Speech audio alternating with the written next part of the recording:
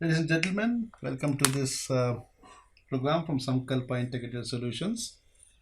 The topic that today we are going to discuss is the tips before signing property documents.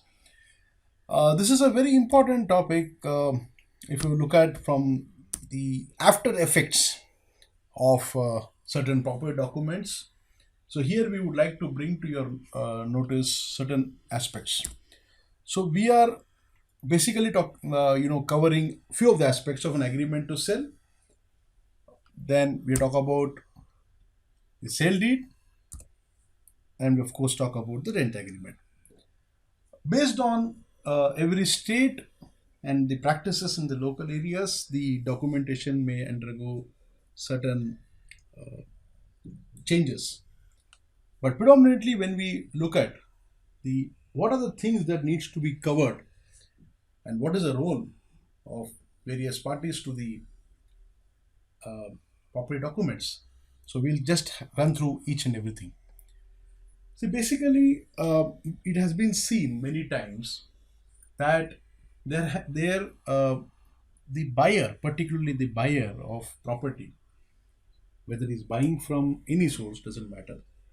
So there are various documents right from the application stage where the prospective buyer submits an application to the developer for an allotment of a plot or a flat, as the case may be. So there are certain terms and conditions along with the application form. Now, most of the time, uh, the buyer doesn't go through many of the terms and conditions or even retain a copy of the application form in their records. Now, this is very, very important because in the event of cancellation or the event of any dispute that may arise between the buyer and the seller, it becomes an great pain for the buyer, and thereby it becomes very important. A little bit of precaution and a caution can help in a long way in reducing the disputes, as we have seen that in cases where a resale property, there were some mistakes gone unnoticed by the seller when he was the buyer in the property documents, which could have been discovered easily, but it was not discovered due to oversight, and which ultimately happened that in spite of the property being decently appreciated, they could not liquidate as the documents were defective. So we'll come to those points. So whenever in a sale deed, it's very important, whether it's an agreement to sell, sale deed or rent agreement, it's very important that the parties to the agreement. Particularly this becomes important in the case of agreement to sell or a sale deed. Equally important, of course, in the rent agreement also. But both the parties, in case of a rent agreement, we are landlord and the tenant. And in the case of an agreement to sell or a sale deed, we have got the seller and the buyer. The particulars are very important to be done. Spellings, the address, and all other particulars has to be thoroughly checked. Normally, it happens that the documents are given at the last moment, at maybe for a glancing at the sub register office or at the builder's office, or maybe at the advocate office, and that thereby what happens, there can be oversight. So it's very much important and advisable that a copy of the draft document is collected by the all the required parties to check the contents well in advance, maybe a day or two, maybe even earlier, to go through all the terms and conditions. Particularly, we start with the buyer and seller details. Then we talk about the property details. These are the document, these are the things that we need to be seen. For example, flat number or a door number could have undergone a change by renumbering by the corporation, all those. So there has to be a proper property details mentioned in the schedule of property, the direction uh, of the property, the boundaries to the property. This is very important because from the buyer perspective, when tomorrow, in the near future or a long future, maybe after a long time, when the buyer intends to sell, it becomes very difficult to go back to the seller because possibly the seller is not available at that point of time to make a correction, and the corrections are a huge cumbersome process. So in order to avoid the correction mechanism to be triggered, and which involves a lot of time investment and money once again which needs to be paid for the correction of the documents, becomes a long. So we just talk about that if we are well prepared in advance by checking these particulars, then it becomes a, what is this link documents? Link documents basically is about the chain of title of documents, how the buy a seller has arrived at the particular title. Now this becomes very important because any breakage in the link documents can be having a legal consequence. Thereby, the buyer may not be in a position to get the proper title of the property, in spite of he making all the payments, all the things. This being a legal subject, it is very important that link documents, how the title has been arrived, is being properly worked with the legal counsel of the buyer, who independently checks the title chain of the documents and looks at various documents that is submitted, and thereby the link documents also has to be necessarily part of the sale deed, and which becomes important. Now, in the case of a builder purchase of a repute, there are standard formats they mention it, but nevertheless, from the buyer perspective, irrespective of whatever is that, then has to be a reading of documents for the benefit of the buyer to avoid future legal complications. Now, approvals. Small builders, small developers, or maybe plots on the resale. Well, here there is a lot of areas where the good faith doesn't trigger in, but people just take it for granted. I think that has led to a lot of legal complications. So the buyer may not be an expert in the legal subject, but nevertheless can use prepare a checklist of these things and ask the his legal counsel, legal advocate, the advocate, to give him his opinion. And when it comes to drafting of documents, many times if it's a big project, the formats are all ready. But nevertheless, even the draft documents should be vetted by an advocate of an independent of the buyer side, so that what happens is that the approvals aspects which is built in the agreements is properly captured, the approval number, the date, and all those things, so that in the future these problems are solved. What are the payments? See, there has been few instances where these details are not properly captured. It says paid by cash. That's it.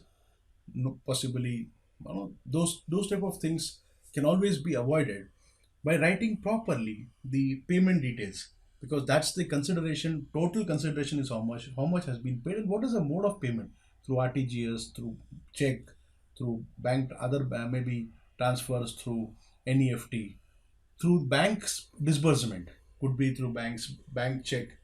All these things has to be properly mentioned. Generally it is mentioned by the document writer of the location, but however there can be some clerical mistake in terms of a zero or the totaling or anything of that sort, which has to be properly addressed before the registration process is done. Now, there can be a situation where a developer has put a clause on the agreement where the buyer has given an express consent in the agreement for amendment of a building plan. This is a subject which requires a legal intervention. Whether these type of clauses, if it is done, it has to be known to the buyer before signing it, because unless the time is not given to read all those clauses, and the last moment 20, 30, 40, 50 pages, if they are just going to sign it, the buyer is exposed for certain legal complications which may come much later, and then that becomes too difficult to solve it. Right to opt out of agreement by buyer in certain cases has to also be there, has to be clearly defined, so that the buyer is protected against any problems or misrepresentations or any wrong statements given by the seller. So these type of agreements are part of the indemnity clauses we talk about. Now, possession date in an agreement, this is particularly important for an under construction properties from a builder, wherein this would reduce a lot of hardships, because tomorrow in the future, if there is any delay in handing over of the possession and beyond a certain time mentioned uh, in the sale agreement or or a sale deed, as the case may be, it's typically agreement to sale. So what happens in the process is there can be a legal action initiated. Now with RERA in place, many projects, the expected date of completion, everything is mentioned. However, for a home buyer, one-time home buyer, they have to ensure that these all these informations is captured in the part of an agreement or a part of a separate document. Indemnity clause also has to be there to indemnify the buyer for any wrong things done by the seller. This, of course, is a legal subject, but I think where we can have a proper drafting done or an existing drafted legal document vetted by the lawyer, that can give a clear, the position as where the buyer could be exposed to.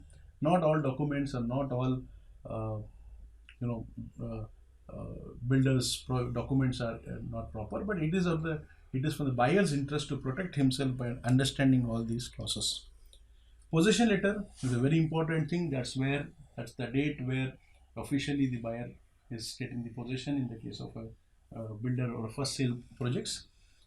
Even in the case of a resale, possession document can be a good supporting evidence as to when the builder handed over the project to the seller.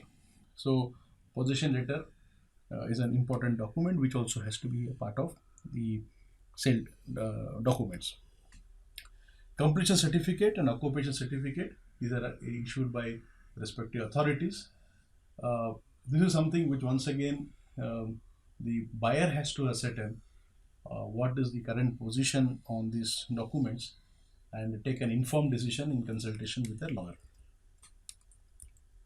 What we can do, we can help you in searching a property in Bangalore city and outskirts, and also in Puttaparthi. We can uh, help you to select the financial institution which can get you the best uh, features in a loan, which can be the pricing to the tenure based on your financial statements and other parameters.